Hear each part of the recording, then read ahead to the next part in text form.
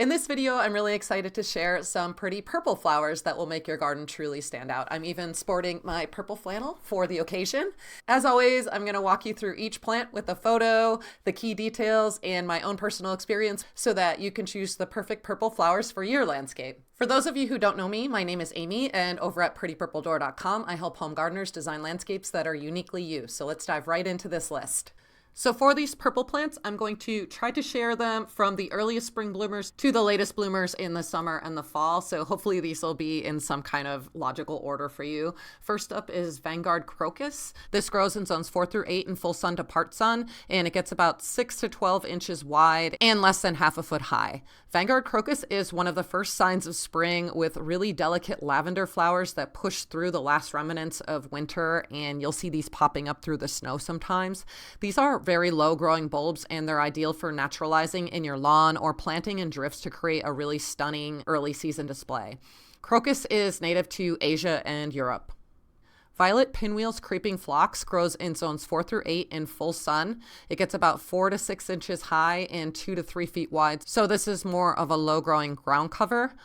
It blooms in early spring and it thrives in full sun and well-drained, enriched soil. Its violet and light purple flowers carpet the ground with gorgeous star-like blooms. This is just a really standout classic plant for spring that grows really well without a lot of maintenance. So if you're able to grow this, I highly recommend checking it out. It's an excellent choice for garden and pathway edging.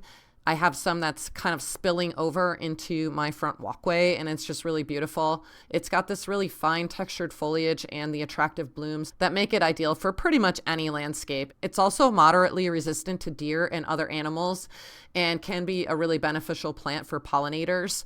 This particular variety is a hybrid of phlox, but phlox in general is native to North America. So if you're looking for a native variety, look up phlox and see what you can find there. Pearl Deep Blue Bellflower grows in zones 3 through 8 in full sun to part shade. It gets about 6 to 8 inches high and 12 to 24 inches wide. The Pearl Deep Blue Bellflower is a really compact perennial plant with these cup-shaped, vivid blue-violet flowers and dark green foliage. I'd say that this leans more to the purple side than the blue, which is why it made this list.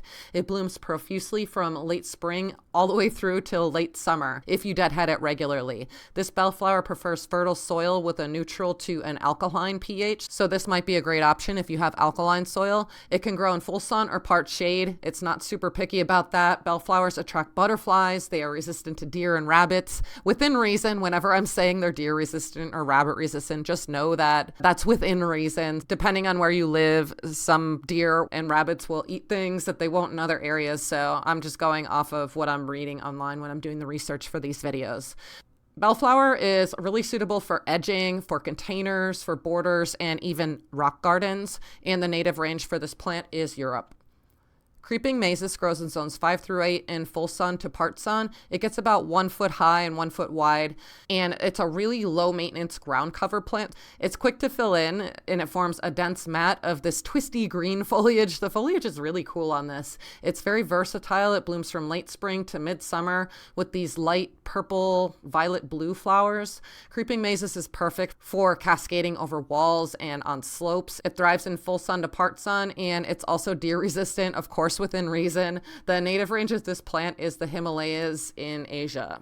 Camelot Lavender Foxglove grows in zones 4 through 9 in full sun, and it gets about 3 to 4 feet high and 1 foot wide. This variety, Camelot Lavender, is actually a hybrid foxglove. Most foxgloves in general are known for their pendulous flowers. This one is lavender, and it's kind of speckled inside with these dark burgundy markings. It's really, really pretty, really, really cool plant. It blooms in early to midsummer, I would say. And you'll get several weeks out of this. It attracts pollinators, butterflies, and birds. Most foxgloves prefer full sun and well-drained moist soil and are deer and rabbit resistant, so they make a great choice for gardens seeking low maintenance, colorful, really unique and interesting blooms. Just a note here that all parts of foxglove are poisonous if ingested, and it can be aggressive if it's not managed properly, so keep that in mind and please do your research before planting this gorgeous plant. The native range for this is Western Europe and North Africa. If you're liking this video, you're going to love my free plant pairing guide. This is going to give you 10 proven plant combinations for spring, summer, fall, and even winter so that you can create stunning combinations in your own garden in every single season. There's even some purple combinations included in there. This is a really great quick start guide just to get your wheels turning as to what would look good with these purple flowers that I'm showing in this list. I'm going to leave a link to that in the description below so you can grab a free copy. Here we have Sentimental Blue Balloon Flower, and I love when these plants say blue because it's very rare to find a blue blooming plant in the garden. This blue balloon flower, it's actually purple. It grows in zones 3 through 8 in full sun to part shade. It gets about 6 to 10 inches high by 12 inches wide. And Sentimental Blue Balloon Flower is a really unique perennial plant. All balloon flowers are. They have obviously balloon-shaped flower buds, and then they open into these beautiful flowers with purple veining from May through August usually. They have a pretty long bloom season. Bloom flowers are perfect for the front of borders, along walkways, rock gardens, even in containers they grow really well. This variety has gray-green foliage, and if you're looking for something that's a little bit whimsical but is also really easy to care for, this might be the right plant for you. The native range is Asia. Next up is Cat's Pajamas, Catmint, and I usually am referencing Walker's Low in these videos, so I wanted to provide something different for you. Cat's Pajamas grows in zones 3 through 8 in full sun to part sun. It gets about a foot high and 18 to 20 inches wide, so it's more of a petite variety of catmint. And Cat's Pajamas has these unique vivid blue-violet blooms. It has a little bit more blue tinge to it than other catmints that you may see. And it has a really compact and almost like a tidy clumping form to it. It adds vibrant color and a really fresh minty fragrance to your garden. I just love the way that catmint smells. I don't know about you. Comment below if you love the way it smells too. So the leaves are very aromatic and they're a sage green color. This is a very low maintenance plant. It attracts pollinators like bees, butterflies, hummingbirds. Like every pollinator will be all over this plant if you grow it. It thrives in full sun, but I've also had success growing catmint in part sun. It just doesn't bloom as profusely as it would with more sun. It prefers well-drained soil and it has drought tolerance once established. In my opinion, Cat's Pajamas is the perfect petite plant for any size garden. And contrary to popular belief, catmint or Nepeta does not spread vigorously like other members of the mint family. This is a very well controlled, beautiful, easy-growing plant that will not take over your garden. It remains in that clump-like form and it can be divided for more plants every 3 years or so. Rozanne Geranium grows in zones 4 through 10 in full sun to part shade. It gets about 18 to 24 inches high by 2 to 3 feet wide. Rozanne Geranium is a proven winner's variety of geranium, and it's a perennial plant with a spreading growth habit. It's very versatile. It thrives in a wide range of conditions and a pretty big zonal range as well. It features these vibrant violet blue flowers with white centers. It blooms in summer and it also will continue to rebloom into the fall. It's got a compact size and a super duper long blooming period. So this is a great one for lots and lots of interest. You really get a bang for your buck with this one. I love to use it in mass plantings or even as a ground cover. It's known for attracting butterflies, and it's very tolerant of heat and humidity. It turns a bronzy red color in the fall for even more interest. So this is really a must-have. It's kind of a common plant, but I wanted to include it here because those tried and true plants like this are really the ones that will carry your landscape through in every single season. The native range for this is Central and Southeastern Europe and Central Asia. Here we have Jackman Superba Clematis. It grows in zones 4 through 8 in full sun to part shade. This is a climbing vine. It gets 10 to 12 feet high by 3 to 4 feet wide. And I just love clematis in general, so I wanted to share one of these with you. Jackman Superba Clematis is a late blooming perennial vine featuring broad, velvety, rich purple flowers that age to lighter shades, and it creates kind of a two-toned effect, so it's really, really cool in a garden.